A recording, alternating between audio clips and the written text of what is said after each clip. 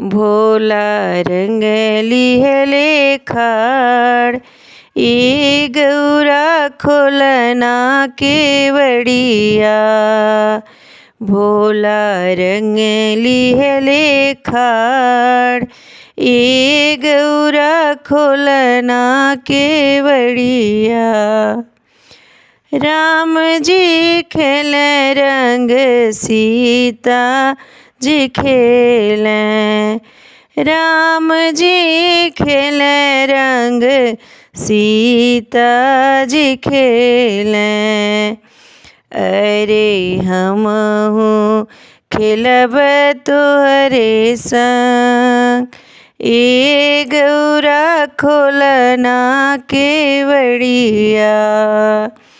अरे हमहू खेलब तोहरे संगवा हो ए गौरा खोलना केवड़िया।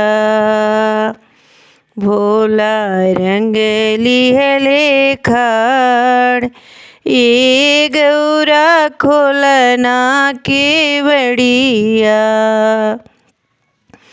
कान्हा जी खेल रंग राधा जी खेलें।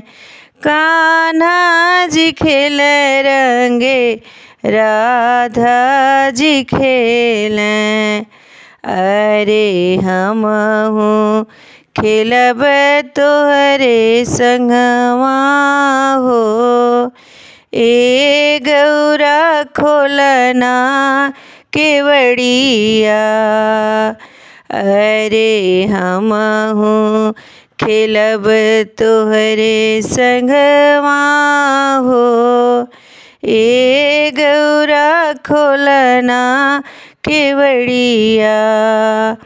भोला रंग लिहले खाड़ ए गौरा खोलना केवड़िया।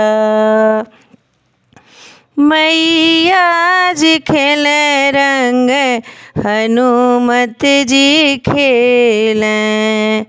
मैया जी खेल रंग हनुमत जी खेलें।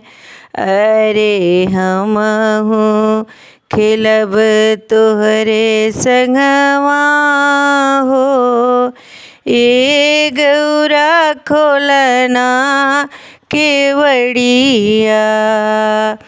अरे हमहू खेलब तुहरे संगवा हो ए गौरा खोलना केवड़िया।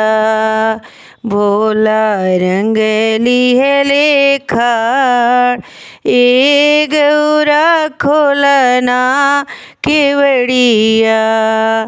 विष्णु जी खेल रंग लक्ष्मी जी खेलें। विष्णु जी खेल रंग लक्ष्मी जी खेलें। अरे हमहू खेलब तुहरे संगवा हो ए गौरा खोलना केवड़िया। अरे हमहू खेलब तुहरे संगवा हो।